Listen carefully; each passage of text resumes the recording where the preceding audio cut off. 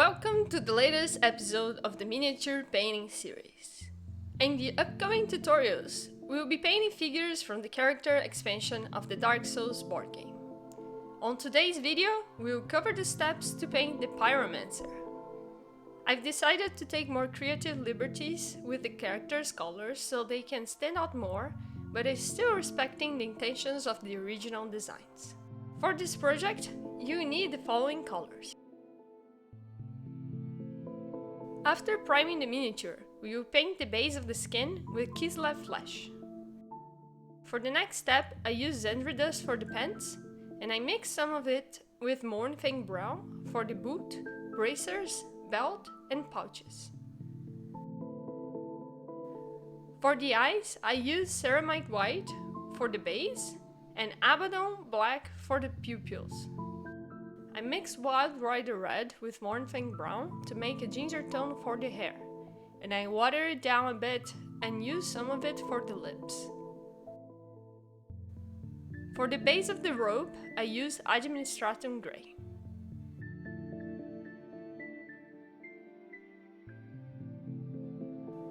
The cape is a bit darker, so I mixed Mechanicus Standard Grey with Abaddon Black to reach this tone.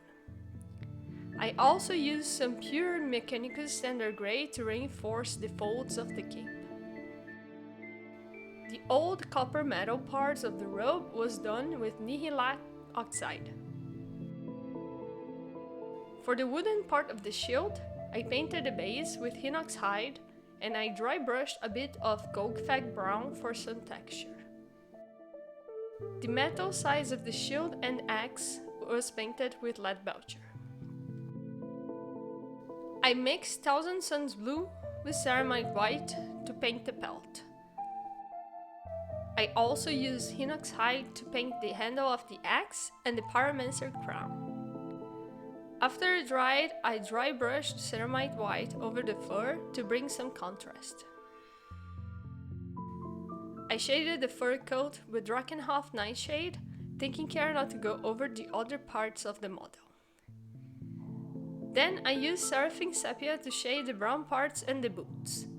I shaded the skin too, but I have some regrets since the white of the eye disappeared a bit, so I'd avoid doing that. I applied new oil over the grey robes, the cape and the metal plates. I also used some Iron Breaker to highlight some parts of the metal plates, of the center of the chest and the belt. The last step was painting the base with Abaddon Black. And this is the final result.